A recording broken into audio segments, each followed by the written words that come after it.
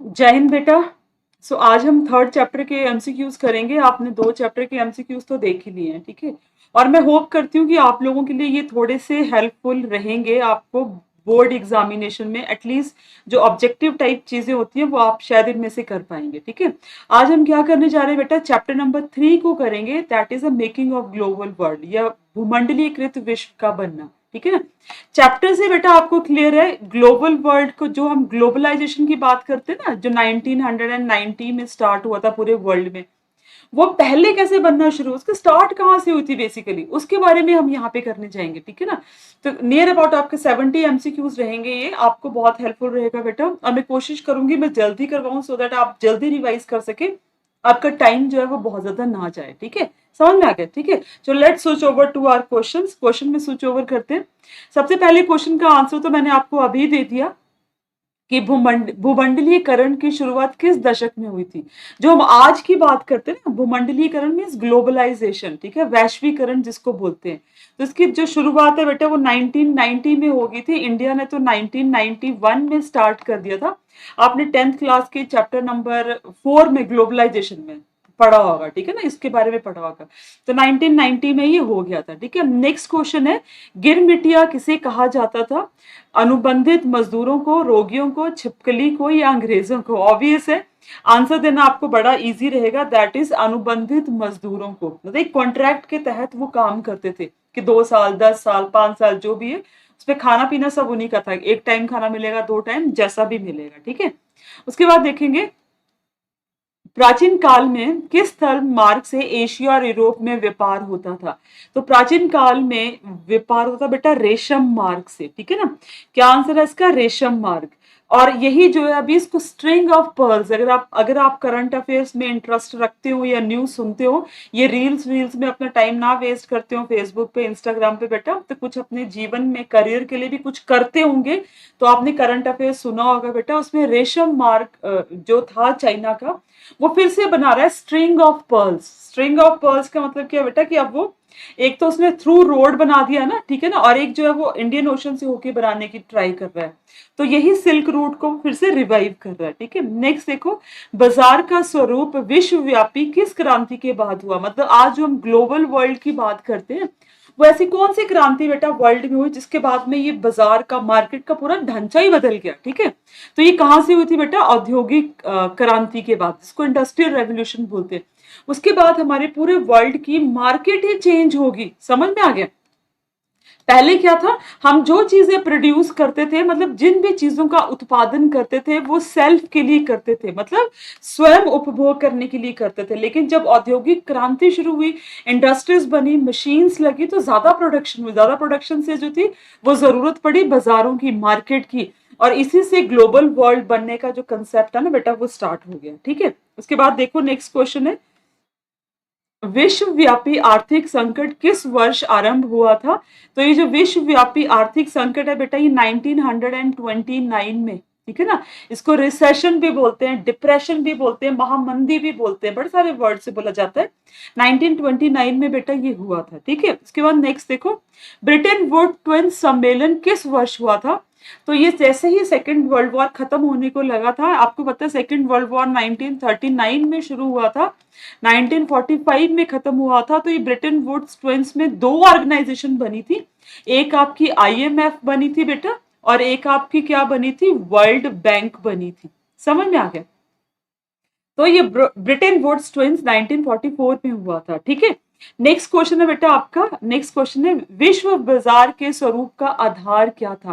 पहले जो बाजारों का आधार क्या था, रेशम था, लोह था, कोयला था, कि वस्त्र उद्योग। तो that is textile industries. Textile जो तो आपका व्यापार था, ट्रेड था बेटा, वही था, ठीक है। तो डी आपका करेक्ट आंसर रहेगा इसमें। नेक्स्ट क्वेश्चन है, प्रथम विश्व युद्ध की समाप्ति के बाद किसके द्वारा यूरोप की व्यवस्था को पुनर्जीवित करने का प्रयास किया गया। वो था अमेरिका। क्योंकि आप जानते हैं बेटा दोनों ही वर्ल्ड वॉर में, अगर हम वर्ल्ड वॉर की बात करें ना बेटा, दोनों ही वर्ल्ड वॉर में, आपके फर्स्ट वर्ल्ड वॉर में भी और सेकेंड वर्ल्ड वॉर में भी अमेरिका ने पार्टिसिपेट सबसे लास्ट में किया, सबसे अंत में आया, वो अपना पैसा बचाया उसने, और बाद में भी जब उसके पास पैसा बच गया ना तो उसने पूरा रिवाइव करने की कोशिश करी। तभी अमेरिका और यूरोप की इतनी दोस्ती, आपने रशिया और यूक्रेन के वार में जरूर देखा होगा। ठीक है, नेक्स्ट देखो, कच्ची कपास मीन्स रॉ कॉटन का निर्यात 1800 टू 1872 के बीच में 5% से बढ़ के कितना प्रतिशत हो गया था, तो वो हो गया था बेटा 35%, मतलब इतना बढ़ गया था। तो आप समझ सकते हो कि 70 ही सालों में इतना कॉटन का डिमांड बढ़ गई। तो तभी तो अंग्रेज आए और हमारे जो दक्कन प्लेटी वाला हिस्सा है जहाँ पे काली मिट्टी है और कपास उगती है, उसको उन्होंने कैप्चर किया। आर्थिक संकट और महामंदी के कारण यूरोप में कौन कौन सी शासन प्रणाली का उदय हुआ? आपको पता है बेटा, अगर आपको 9th का चैप्टर याद रहेगा तो आपको पता होगा कि जब डिप्रेशन आया तो लोग भूखमरी से, बेरोजगारी से ग्रस्त थे, उनको कुछ पता नहीं चल रहा था कि कैसे जीवन जिए। तो इसका फायदा उठाया दो पर्सनैलिटीज ने, फासिस्ट मुसोलिनी और नाजीवादी में हिटलर ने। ठीक है, तो फासीवादी और नाजीवादी दो धारणाएं, दो सोच आर्थिक संकट के कारण में पनपी यूरोप में। ठीक है, अगला क्वेश्चन है, आधुनिक युग में अर्थव्यवस्था के क्षेत्र में होने वाली सबसे बड़ी क्रांति कौन सी थी? औद्योगिक क्रांति। औद्योगिक क्रांति से ही मॉडर्नाइजेशन, इंडस्ट्रियलाइजेशन, डेवलपमेंट, अर्बनाइजेशन, ठीक है ना। मॉडर्नाइजेशन मतलब क्या, इसका मतलब क्या होता है बेटा, ये जो आधुनिकरण हो रहा है, ठीक है ना, आपका जो है वो शहरीकरण, ठीक है ना, ये सब चीजें कब हुई? जब आपकी जो है ये डेवलपमेंट, विकास, जब औद्योगिक क्रांति जो है वो हुई। ठीक है ना। होसे मेले का आयोजन कहाँ किया जाता है बेटा? होसे मेले का आयोजन जो है वो त्रिनिदाद में किया जाता है। ठीक है, त्रिनिदाद, सी ऑप्शन करेक्ट है, डी नहीं सी। ठीक है कहाँ पे बेटा? ये देखो, ये आपका जो है ना, दिस इज, ये आपका साउथ अमेरिका है। अगर आप, ये ऊपर आपका नॉर्थ अमेरिका, यहाँ पे आप छोटे से मैप पे देखना, तो यहाँ पे छोटा सा आइलैंड है, ये कैरिबियन सी में, कैरिबियन सी में छोटा सा आइलैंड है अटलांटिक ओशन में, इसका नाम है त्रिनिदाद। ठीक है ना, ये इसकी लोकेशन है जहां पे इसको सेलिब्रेट किया जाता है, आपने पढ़ा होगा हिस्ट्री की बुक में। रेशम मार्ग कहां से प्रारंभ होता है? चीन से प्रारंभ होता है। रेशम मार्ग कहां से शुरू होता है बेटा? चीन से शुरू होता है। ठीक है, अगला क्वेश्चन देखेंगे, बृहत उत्पादन व्यवस्था देखो किस देश ने आरंभ की? पहले मैं आपको आंसर बता देती हूँ, ये आरंभ की थी अमेरिका ने। बृहत उत्पादन व्यवस्था को इंग्लिश में बोलते हैं मास प्रोडक्शन। ठीक है ना, आपको बेटा इंग्लिश में भी जानना बहुत जरूरी है। सोशल साइंस, हिंदी, इंग्लिश तो जस्ट स्किल है, आप इसको हिंदी में जरूर पढ़ो, लेकिन you must be knowing the कि इसको इंग्लिश में कुछ कुछ वर्ड्स को, कुछ टर्म्स को आपको दोनों ही भाषा में जानना जरूरी है, बाकी तो चलता है। ठीक है ना, तो मास मतलब लोगों के लिए बहुत ज्यादा प्रोडक्शन किसने शुरू करी थी? अमेरिका ने शुरू करी थी। आलू अकाल किस देश में हुआ था बेटा? आलू अकाल पड़ा था आयरलैंड में। बहुत इंपॉर्टेंट क्वेश्चन है, आलू अकाल कहाँ पड़ा? आलू अकाल पड़ा आयरलैंड में। ठीक है, कॉर्न लॉ, आपको पता है कॉर्न लॉ पे आपको शॉर्ट नोट लिखने को भी आता है, किस देश में पारित हुआ था? ब्रिटेन में। बाहर से आने वाली मक्की के ऊपर रोक लगा दी गई थी, और ये किया था किसके प्रेशर में? जो वहां के अपने लैंड ओनर्स थे उनके प्रेशर में। ठीक है, न्यूडल्स किस मूल का है? आप सभी को पता है न्यूडल्स, अगर आपको नहीं पता होता तो बड़े ही शर्म की बात है, क्योंकि मोमो और न्यूडल्स तो हम बहुत ही खाते हैं, यहाँ तो अब इंडियंस ही बनाते हैं, चाहे वो चाइनीज ही क्यों ना हो। ठीक है, नेक्स्ट देखो, अंतरराष्ट्रीय आर्थिक विनिमय, ठीक है ना, इंटरनेशनल फाइनेंशियल, जो आप बोल सकते हैं कि ये जो आपका ट्रांजैक्शन थी, का प्रवाह किस प्रकार के प्रभाव पर आधारित नहीं था? मतलब हमारे एक देश से दूसरे देश में आने जाने वाली चीजें क्या थी? व्यापार था, ठीक है ना, श्रम था बेटा, तो था, पूंजी थी, था, उद्योग नहीं थे। मतलब अब जो हम ग्लोबलाइजेशन की बात करते हैं, अब तो उद्योग भी आ जाता है ना। कहीं से आपने कोई चीज मंगवाई, कहीं से कोई चीज मंगवाई, इसको कहीं पे असेंबल कर दिया, कंप्यूटर बन गए, फोन बन गए, कुछ भी बन गए। बट पहले क्या था? ट्रेड, चीजों को लेके जाते थे, व्यापारी जाते थे और पैसा जाता था, ठीक है ना, लेकिन उद्योग नहीं जाते थे। ये पहले का सिस्टम है, अब चेंज हो गया। ठीक है ना, इंग्लैंड कपाल का, ओके, कपास होगा बेटा, ये इंग्लैंड कपास का आयात मुख्य रूप से कहां से करता था बेटा? भारत से। भारत के भी कहां से? दक्कन प्लेट्यू से। दक्कन जो आपका पठार है वहां से, वहां पे काली मिट्टी होती है और कपास बहुत उगती है वहां पे, ठीक है। यूरोपीय राष्ट्रों में अफ्रीका का आपसी बंटवारा किस वर्ष किया गया? आपको पता है ना बेटा, जैसे इंडिया में मैक्सिमम बहुत सारी पावर्स आई, जैसे फ्रेंच पीपल आए, पोर्तुगीज आए, डच आए, ब्रिटिश आए, लेकिन यहाँ पे मैक्सिमम किसका रूल रहा? ब्रिटिशर्स का।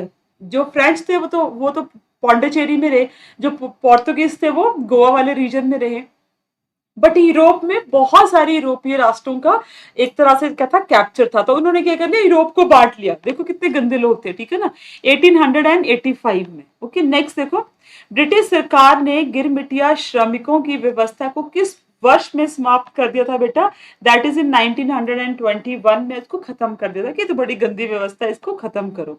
यूरोपीय राष्ट्रों ने अफ्रीका का आपसी, ओके ये क्वेश्चन जो है बेटा दूसरी बार रिपीट हो गया, चलो कोई बात नहीं, वैसे लिखने में कभी कभी हो जाता है।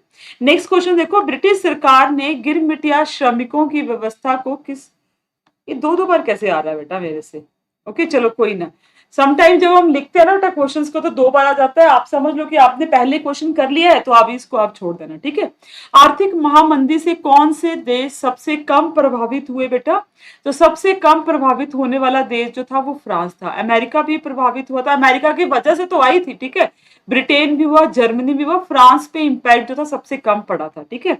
और इंडिया में शहरों में रहने वाले लोगों पे, शहरों में रहने वाले लोगों पे कम प्रभाव पड़ा था।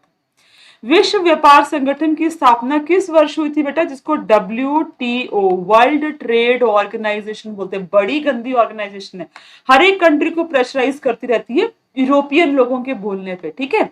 तो इसकी स्थापना हुई थी बेटा 1995 में। ओके, G3 की स्थापना कब हुई थी बेटा? G3 की स्थापना हुई थी आपकी 1975 में, ठीक है ना, ग्रुप 3 डेवलप्ड नेशन।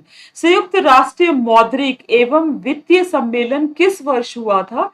तो ये हुआ था बेटा आपका 1944, तभी आपके वो IMF और वर्ल्ड बैंक की स्थापना करी गई थी, Britain would twins, Britain would की जुड़वा संतानों के नाम से जिनको जाना जाता है।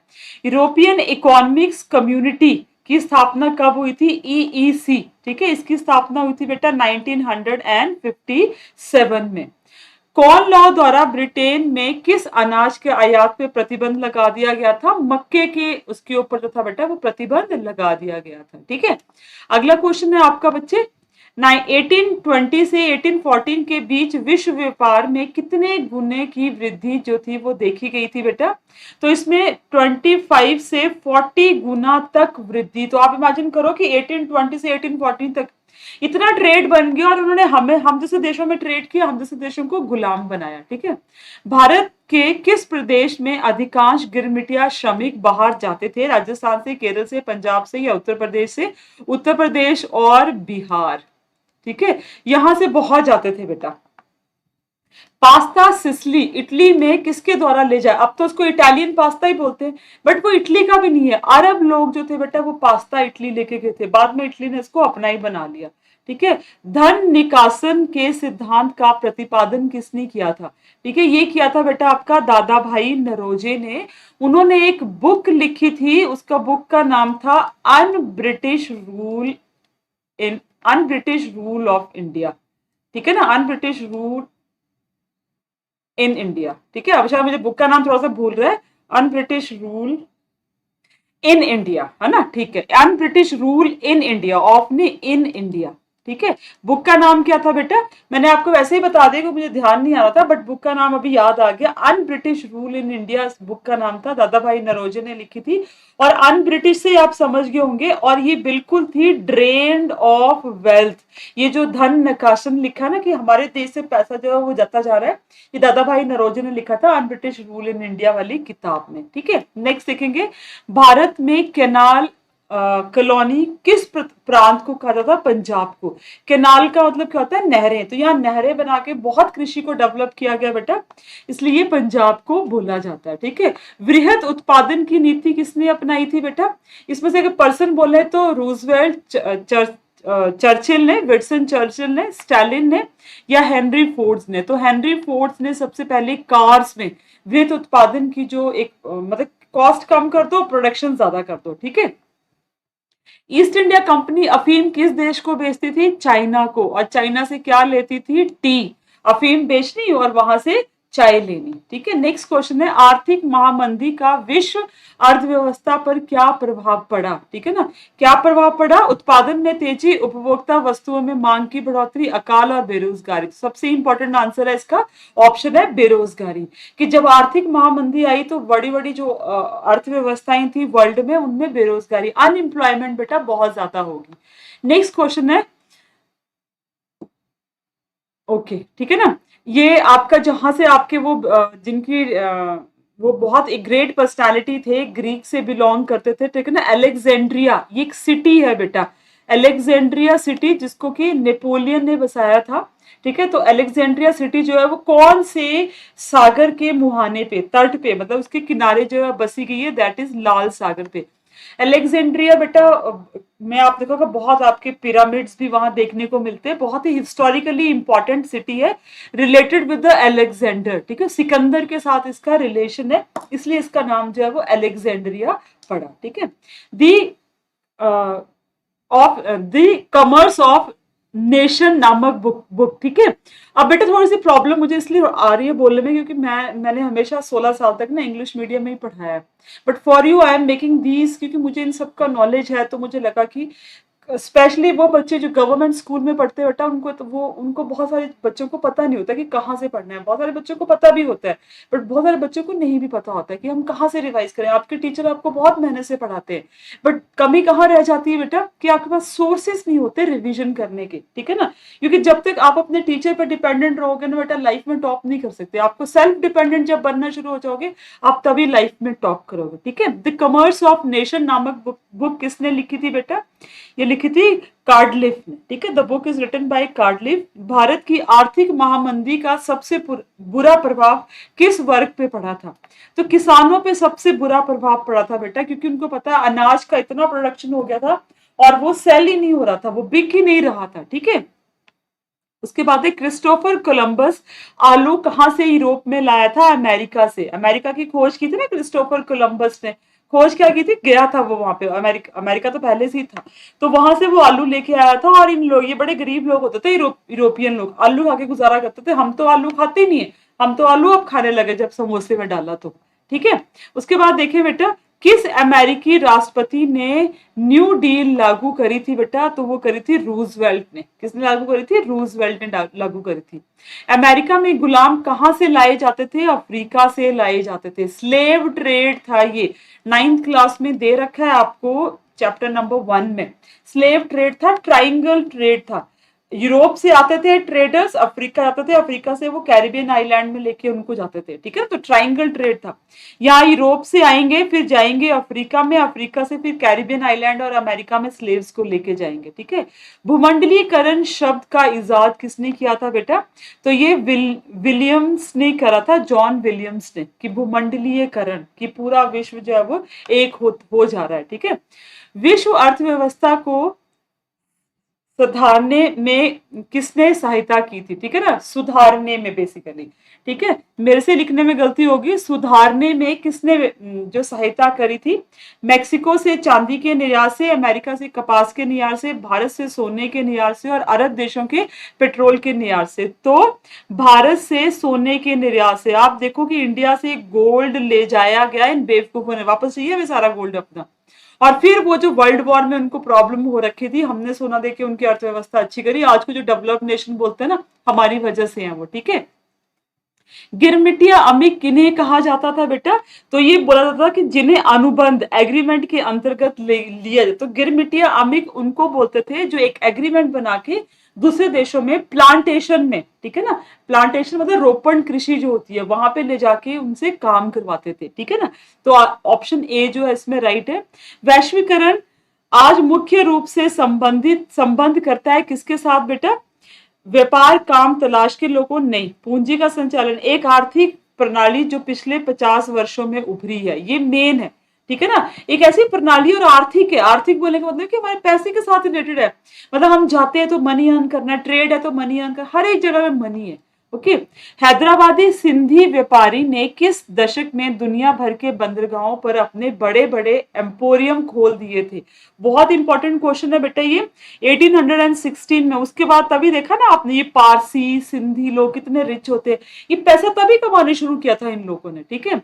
इसमें से मित्र राष्ट्र कौन से थे? ब्रिटेन, फ्रांस एंड रूस। इनको मित्र राष्ट्र बोलते थे या तो एलाइड फोर्सेस बोलते थे, ठीक है। इनके अगेंस्ट थी एक्सिस फोर्सेस, और हिंदी में इनको धुरी राष्ट्र बोलते थे। इसमें कौन कौन से थे बेटा? आपके इटली, जापान और जर्मनी, और एलाइड में ब्रिटेन, फ्रांस और रूस, ठीक है। नेक्स्ट क्वेश्चन देखेंगे। 1828 से 1834 के बीच भारत में गेहूं की कीमत कितने प्रतिशत गिर गई थी? 50%। आपको पता है ना 1929 में महामंदी आई थी, तो अगर मान लो 10 रुपए किलो से बिकता तो 5 रुपए किलो से बिक रहा था, तो कितना लॉस हमारे किसानों को बेटा हुआ था, ठीक है। प्राचीन काल में दुनिया जोड़ने वाले पहले लोग कौन थे और क्यों? ठीक है। तो प्राचीन मतलब अब तो आपको पता है ना, मल्टीनेशनल कंपनीज है, हम जाते हैं ट्रेड करते हैं, अब तो जाने की भी जरूरत नहीं है। हर एक चीज जो घर में बैठे कहीं से भी आप ऑनलाइन काम कर सकते हैं। लेकिन ओल्ड टाइम में बेटा यात्रियों, व्यापारियों, पुजारियों और तीर्थ यात्रियों ने ज्ञान, अवसर, आध्यात्मिक पूर्ति के लिए या उत्पीड़न से बचने के लिए विशाल दूरियां तय की, इसलिए वो वहां पे गए, एक्सप्लॉइटेशन ना हो या कुछ उसी से ग्लोबलाइजेशन जो है वो स्टार्ट हुआ। तो करेक्ट आंसर क्या है इसका? बी। निम्नलिखित में से किस फसल की शुरुआत से यूरोपीय गरीब बेहतर खाने और अधिक समय तक जीवित रहने में सफल हुए? दैट इज आलू। अगर आलू नहीं होते तो इनको अच्छा खाना नहीं मिलता, ये मर ही जाते अकाल भूखमरी की वजह से। 1970 के दशक के अंत में बहुराष्ट्रीय कंपनियों को कम मजदूरी वाले एशियाई देशों में उत्पादन संचालन को स्थानांतरित करना शुरू कर दिया था। मतलब मल्टीनेशनल कंपनीज ने एशिया वाले देशों में आना, ट्रांसफर होना शुरू कर दिया। उसके पीछे रीजन क्या है बेटा? ए है इसमें कि 1970 के दशक के मध्य और से 1990 के दशक के मध्य तक औद्योगिक दुनिया बेरोजगारी की चपेट में थी। चीन जैसे देशों में कम मजदूरी ने निवेश की लागत कम की और बहुराष्ट्रीय कंपनियों के लिए विश्व बाजारों पे कब्जा करना आसान बना दिया। मतलब उन्होंने बोला कि मजदूरों में निवेश की, ज्यादा आपको लेबर लॉ लगाने की जरूरत नहीं है, हम सस्ते हैं, क्योंकि पॉपुलेशन बढ़ रही थी ना, हम सस्ते दे देंगे। या चीन में आर्थिक नीतियों और सोवियत यूनियन का पतन, तो ये तो सही नहीं है, ये दोनों ही सही है। तो करेक्ट आंसर क्या होगा? A and B, option A and B, ठीक है। नेक्स्ट देखो, इस इनमें से कौन ब्रिटेन वुड्स ट्विन की जुड़वा संतान है? ऑप्शन बी आपका आईएमएफ एंड वर्ल्ड बैंक, ठीक है। ईस्ट इंडिया कंपनी अफीम किस देश को बेचती थी? चीन को। ये क्वेश्चन रिपीटेड हो गया, आई एम सॉरी बेटा, ठीक है।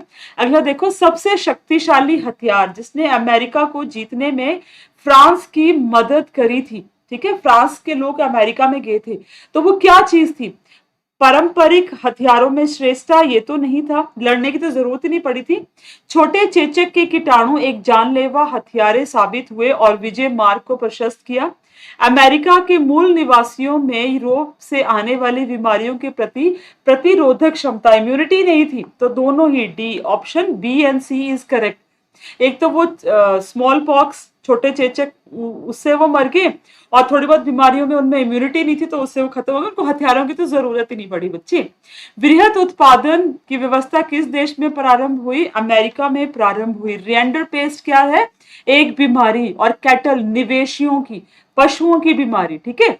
निम्नलिखित में से किसने पूर्व आधुनिक यूरोप में रेशम मार्ग द्वारा यात्रा नहीं की? यात्रा नहीं की। ईसाई मिशनरियों ने भी की, व्यापारियों ने भी की, पर्यटक नहीं जाते थे, मुस्लिम प्रचारक जाते थे। तब कहाँ था कि हमने घूमने फिरने जाना है जी, यूरोप चले जाओ, अमेरिका चले जाओ, कहीं चले जाओ, अब जाते हैं, तब नहीं जाते थे बेटा, ठीक है। तो ऑप्शन सी जो है इसमें क्या रहेगा? गलत रहेगा। ऑटोमोबाइल्स का उत्पादन करने के लिए असेंबली लाइन, असेंबली लाइन मतलब एक के बाद एक के बाद एक के बाद एक की अवधारणा किसने अपनाई थी? हेनरी फोर्ड ने। असेंबली लाइन वर्ड आपने याद रखना है बेटा, ओके। एशिया को यूरोप और उत्तरी अफ्रीका से जोड़ने वाले मार्गों को क्या कहा जाता है? सिल्क मार्ग कहा जाता है। निम्नलिखित में से कौन सा कथन 1860 के दशक में निश्चित विनिमय प्रणाली की विफलता का कारण था? ठीक है। तो इसमें सारे ही सारे थे बेटा। विदेशों में अपनी गतिविधियों की भारी लागत ने अमेरिका की वित्तीय और प्रतिस्पर्धा क्षमता को कमजोर कर दिया था। अमेरिका ने लोन लोन दे दिया, अब वो खुद ही वीक हो गया। अमेरिकी डॉलर अब दुनिया की प्रधान मुद्रा के रूप में पहले जितना सम्मानित और निर्विवादित नहीं रह गया था, ये भी सही है। सोने की तुलना में अमेरिका की डॉलर की कीमत गिरने लगी थी, ये भी सही है। तो आपके सारे ऑप्शन इसमें करेक्ट होंगे, ऑप्शन डी करेक्ट रहेगा, ठीक है। द्वितीय विश्व युद्ध के दौरान निम्नलिखित देशों ने में से किसे दूरी शक्तियां माना जाता है? अभी मैंने आपको बताया नासी जर्मनी, जापान और इटली। ऑप्शन ए जो है वो करेक्ट है। निम्नलिखित में से कौन सा कथन बड़े पैमाने पर उत्पादन के लिए सत्य नहीं है? माल की कम लागत और कीमतें सत्य है, तनाव मुक्त काम बिल्कुल नहीं, मतलब टेंशन ना हो और आप प्रोडक्शन भी ज्यादा करो, नो, टेंशन तो होनी होनी है बेटा, ठीक है ना।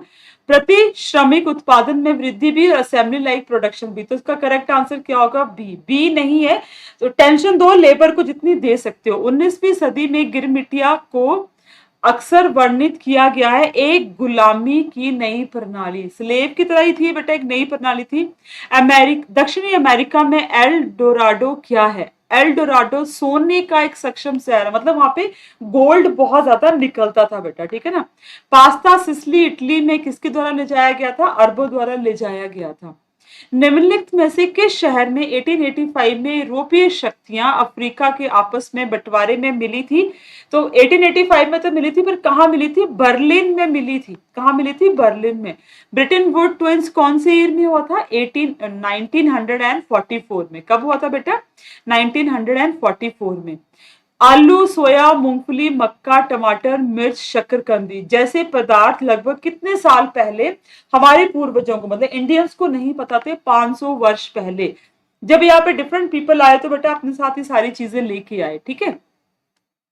सबसे शक्तिशाली हथियार जिसने अमेरिका को जीतने में फ्रांस की मदद करी, तो शायद ये क्वेश्चन रिपीटेड हो गया है, बट ऑप्शन डी इसमें करेक्ट है बेटा, ठीक है। ये हमने पीछे भी कर लिया। तो ये आपके कुछ इंपॉर्टेंट क्वेश्चंस थे, इसमें 5 क्वेश्चन रिपीटेड हो सकते हैं, क्योंकि जब हम बेटा क्वेश्चन बनाते हैं तो कभी कभी डाउट रह जाता है कि ये डाला कि नहीं डाला, फिर दिमाग से स्किप हो जाता है, ठीक है। तो इसके बाद मैं आपको हिस्ट्री के मैप्स लेके आऊंगी। क्या लेके आऊंगी बेटा? हिस्ट्री के मैप्स। समझ में आ गया? तो उसके लिए भी आप ट्यून अप रहिएगा और बच्चों को भी बता दीजिएगा, जितने भी आपके मैप्स आने ना बोर्ड एग्जामिनेशन में, वो सारे हम क्लास में कर लेंगे बेटा। तब अब क्लास को बंद करते हैं। जय हिंद, टेक केयर, और गॉड आपकी सारी इच्छाएं पूरी करे बेटा। जितने मार्क्स आप लाना चाहते हैं आपको आप लाएं, जो आप जीवन में करना चाहते हैं करें। जय हिंद।